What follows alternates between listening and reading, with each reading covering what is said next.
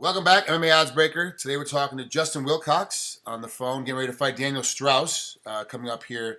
Bellator, October 3rd, of course, can be seen on Spike TV, but it's here, local in the Inland Empire at Pechanga Resort Casino in Temecula. Talked to Daniel yesterday.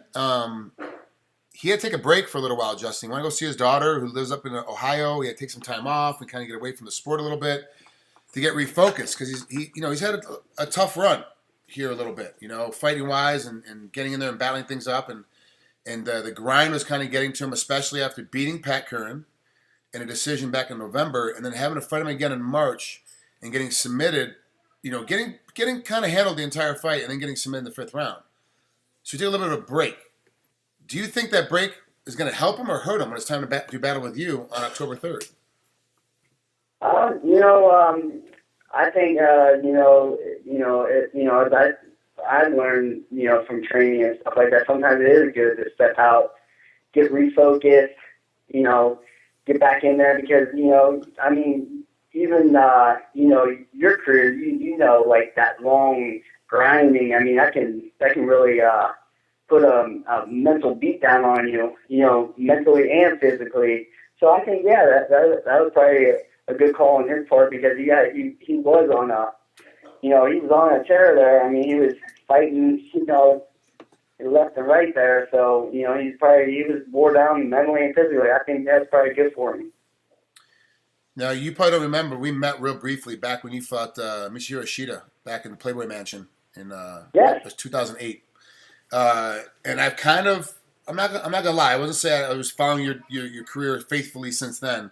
But whenever I can catch a fight, especially when you're in Strikeforce, whenever I catch a fight of you, I was following it, and then especially when you jumped into Bellator. So I'm kind of familiar with how you do things and how you fight and how this matches up, how this particular fight matches up. Where do you think the majority of this fight's going to be fought? On the feet or on the ground?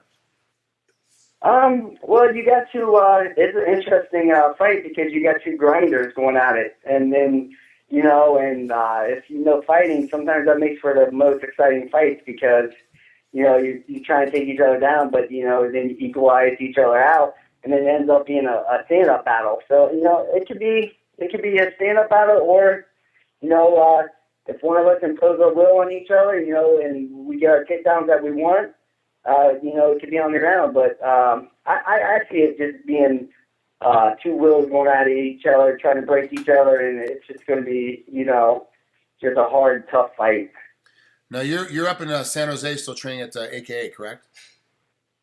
Well, no, I do train up there with those guys, and I train down in Fresno with Cost's gym, too. But actually, this camp, I stay back in Pittsburgh. Oh, okay. I have a bunch of 45ers out here, I got 6 45ers to train with, and some really, I got a really good, he's a 55er, 45er right now. His name's Chris Mitchell, and, he's a southpaw, so I've been training a lot with him. So getting that, that southpaw look. Well, because the reason I was asking, because, coming down from San Jose, and I did know that you spent a little time with Koscheck over there in Fresno, that going to Pechanga makes you not the hometown here, but the local here. I was going to ask you how many family and friends and teammates and all that were going to be there for this one. But both of you now on the East Coast. He's down at American Top Team in Florida, and you're in Pittsburgh. So who's going to corner you for this one then? Because I just assumed that it'd be the guys from AKA that'd be in your corner. Oh yeah, I'm gonna have Koss and I'm gonna have Bob Cook, in my corner. So Now, why, if you're using those two guys still as your corner guys, and you're still obviously comfortable with them yelling commandments out and telling you what to do, how come you didn't go train at one of those two places then? Why did you stay back at Pittsburgh? Just besides the fact that you've got 6 great 45-pounders to work out with. Really, to be honest, I was praying about it, and I really felt like I was being led to stay here, and so, I put my Lord Jesus Christ as first in my life, and I just felt like I was being led to stay here, and if I felt like I wasn't getting the training I need, then I'd be like, oh, I must have missed it, and I would have went out to California. But hey, I tell you what, there's something to be said when you're you're around a bunch of guys that, you know, really don't get as much recognition as some of those big gyms, but they're hungry young lions.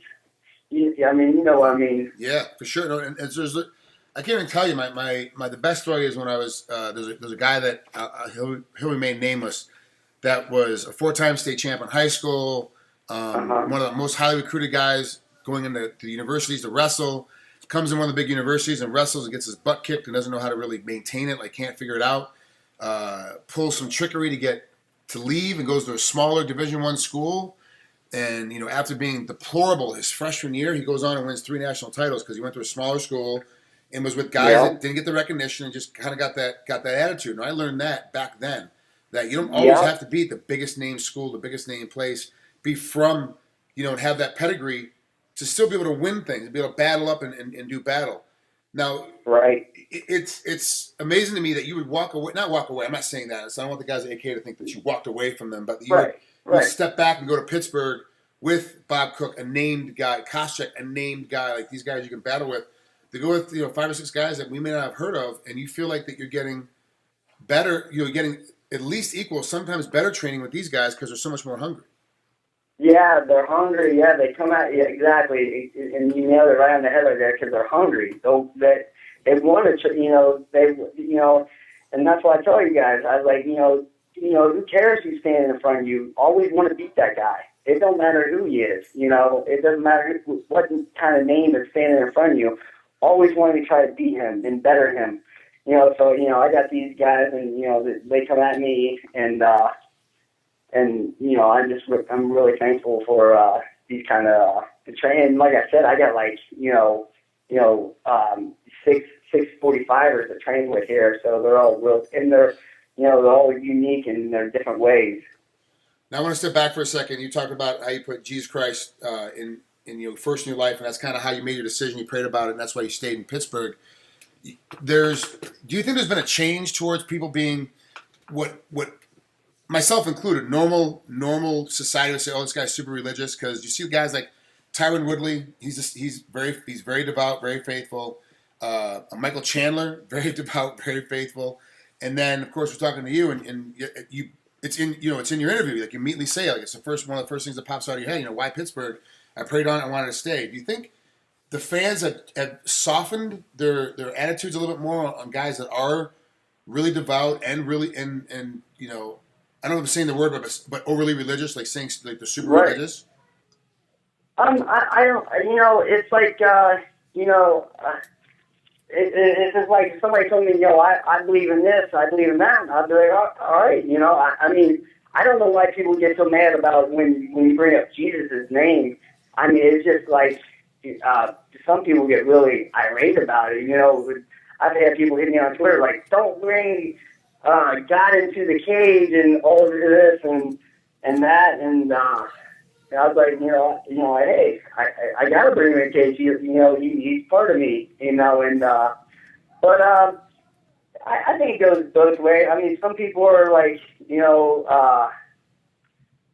they're all right with it, but then you got the other people who are just like totally against it, But what I got to say for them is like, I would never yell at you for believing in what you believe in, So, but hey, you know the fans, they're gonna find something to yell at you about. It doesn't make a difference what you do, and yeah. Don't lose.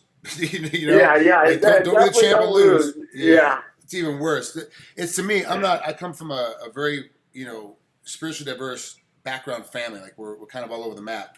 And we're not talking just like all over the map of Christianity. Like I have an Islamic brother, I have a Jewish mother. We're raised Catholic and Lutheran. It's just like this whole game that goes on. Yeah, you got them all. Yeah, and the thing is that the reality of it is that what you believe is what you believe. What I believe is what I believe. And my thing is like, you say and do what you do, and if it works in a conversation, hey, I prayed on it, and that's why I stayed in Pittsburgh. Then that's what you did. I didn't pray for you to go to Pittsburgh. That's what you did. Right. As long as you're not trying to push you're not trying to witness to me all the time. You're not trying to convert me all the time. You're not trying to make me, you're not proselytizing to me all the time. I don't care, man, because all of us have to get through life one way or the other. We all got to find a way, to get up there, and how we're going to do it, and how we're going to live it, and what we're going to do with it. And so I really don't care. But to me, it's funny how, like, I don't know if you've ever had that problem, but you ever had like sponsors like want to bail out on you because it somehow gets into an interview or does get into a speech, and they're like, oh, we got to, they want to pull away from you for some reason. Oh yeah. No, I don't. I really don't deal with my sponsors and stuff like that. That's like my management does that. They give me my sponsors and everything, so I really don't. I don't care if they like, what I say or not. So, and if they did, it's like I tell fans I couldn't change it anyway. It's who I am. It's what I believe in. And I wish more fighters, whatever they believe or whatever they stand on, would just be that way. Would be more. This is just who I am. You have to accept me or not for who I am. I'm not trying to please everybody. I get I'm a role model to younger fighters, but I'm going to do things the way that I do things, and hopefully I make an impression on people and they follow along. And if not, it's okay. Exactly. If the fighters would just, walk the walk and talk the talk, I can't be like, oh yeah, I follow Jesus, and then and people are watching me and, oh, he's bogus, this kid is, so I just make sure I walk the walk and I talk the talk, and it's funny is my buddy sitting next to me, Chris Mitchell, is he's a Muslim, so we have interesting talks all the time. Yeah, I know, and ultimately it just comes out to that everything switches when Muhammad is born. Everything starts to change. That's it. Everything else is pretty much the same. Right. Yeah. Well, Justin, I appreciate coming out here and spending some time with us here at MMAOddsBreaker. I appreciate answering that question. I know a lot of times it gets real personal, and a lot of fighters don't want to talk about it, don't want to answer it because they don't want to get the backlash of the fans or whatever. But you seem to be okay with it, and you seem to be strong enough in your own mindset not to have to worry about it. That's right. Yep. Exactly. I won't deny my Lord in front of men, and He won't deny me in front of the Father. So that's the way I look at it. Justin, thanks so much. Have a great rest of the day, and we'll talk to you soon, bud. All right. You too, Trigg. Thanks a lot, man.